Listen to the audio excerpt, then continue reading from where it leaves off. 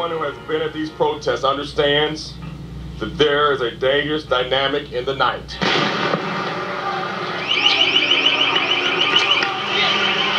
Oh, there you go. Let's go. You want to make sure it gets inside of your eyes. If the officer don't go down, there will be no peace. First, I'm saying no the first justice, no peace. Night after night, protesters in Ferguson, Missouri have clashed with police as they dodge rubber bullets, clouds of tear gas, and most recently, stun grenades, while they continue to return to protest for justice for Mike Brown. His parents and supporters have denounced incidents of violence and unrest on the streets and are once again asking for peace. Joining us right now, some folks who have dealt with this is protesters C. Bobby Bayock and Courtney Curtis, both Skyping from St. Louis. Joining me in studio is Seth Jackson, producer from We Act Radio, and we continue with our panel as well. We have Paul Butler from Georgetown University. We also have Danielle Gibbs Leger and Rock Newman, also the Rock Newman Show. And let's, Seth, I want to start with you. You shot some video there in Ferguson. We can go ahead and roll that video and describe being in that situation, dealing with police approaching, and many people saying it makes no sense when you do not have significant levels of violence taking place. Right. This is, if you look in the video, this is me walking up Florissant. This is the main strip where everything was happening. As I'm walking up, they're firing tear gas, smoke grenades at the protesters who are well behind me. The police were very aggressive towards the protesters as though they were not trained to deal with this kind of situation. I'm not sure what their objectives were, but just going at the protesters was, in the way that they did, seemed wrong. See, Bobby, as well as Courtney, we had Lieutenant General Russell Honore on the show yesterday, and he said it made no sense for police to be reacting to a water bottle being thrown. He said, look, he stood with 100,000 troops across from North Korea while in South Korea, and they didn't have guns pointed at them and reacted that way. The nights I was out there, I never saw guns. I took my daughter out there Sunday afternoon, and I went a couple nights last week, and the vibe was really cool. I wasn't in an area to experience where there was a need for any of what I've been seeing on TV lately. Courtney? Courtney? Yes.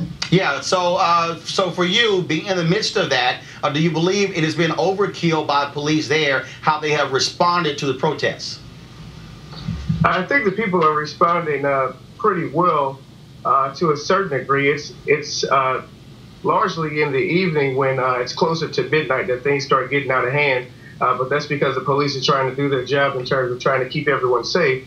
But we have quite a few individuals that are out there that are, adamant about protesting, and then the police are just as adamant about keeping everyone safe and secure and trying to ensure that everyone keeps moving at this point, since there's a no standing zone. Right, Newman, what's interesting is when you hear from police chiefs in other places, law enforcement officers, many of them, I haven't heard many actually say, oh, what we're seeing is justified. Many of them say that they simply are going overboard with how they're responding to protesters. I think they are poorly trained. They're inept. They seem to be, I question whether it's the police chief or the minions beneath him, even their level of education, let alone the training, because they're acting like idiots.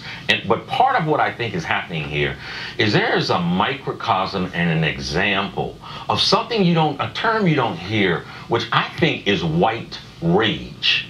Obama became the president, and it just opened up a whole lot of stuff. They can't slaughter Obama the way they want to. However, these people who represent these communities or who control these communities are acting out a particular kind of rage that is extremely alarming in 2014. Seth, Courtney, as well as C. Bobby, did you experience, beyond Captain Ron Johnson, did you experience more police officers actually talking with people, communicating with people, or was it an adversarial position? I would say there were some police officers who were very cool, in my mind, shaking hands, talking to the protesters. We're talking maybe 1 in 50.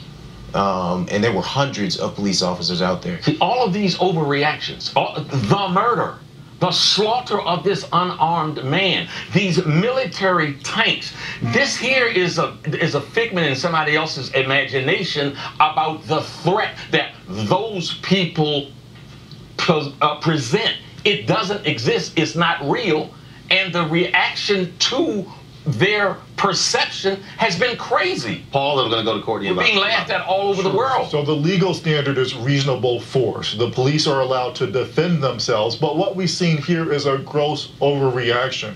But, you know, one of the concerns is they're getting all these toys, these military vehicles, these AK-47s from the federal government, from a grant program. So if you give these boys these toys, you also have to explain to them how to use them correctly. Courtney and C. Bobby, I want to go to you on this one because I was watching Al Jazeera America last night, Joey Chin, and the police officers, they were setting up these decontamination showers as if they were preparing for biological weapons. And I'm just watching this going, where is this coming from? Courtney, you're first.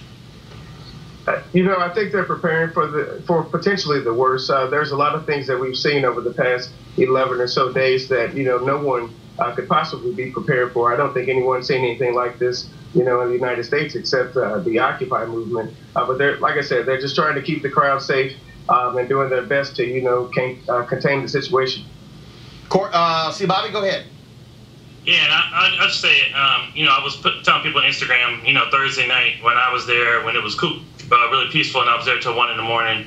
Like folks have been saying, the air really changed closer it got to midnight. And if there were an incident and cops had to come, people ran to the cops, you know, arms up. And so I don't know where the police are coming from in their perspective. I don't understand the tear gas. Like I said, I wasn't out there those nights when that happened. But there has to be some way to have some kind of law out there because, like folks have been saying over the past few days, there are people coming to St. Louis and people in St. Louis who are out there specifically just to cause more drama. But the majority of people out there are really out there trying to make sure that justice is happening and doing the right thing. So well, it also doesn't help when you're constantly changing the rules where you can stand, you can walk, you got to keep moving, you can't be here. It's just a total chaos there. See, Bobby and Courtney, I certainly appreciate it. Thanks a lot. See, Bobby Bayak, as well as Courtney Curtis, and also Seth, I thank you as well. And so glad you guys are safe. Are you headed back down there? Not that I know of, but I would like to thank Credo Mobile, We Act Radio, and Color of Change for sponsoring us out there. Cool. We couldn't have did it without them. I certainly appreciate it. Thanks a bunch. Folks, coming up, will there be justice for the young man who was gunned down in cold blood in the middle of a Walmart in Ohio? We'll talk to the family attorney of John Crawford. Also, international folks across the country, across the world, are responding to what's happening in Ferguson. We'll talk about the international outrage as well. 20 after the hour. This is NewsOne Now on TVOne.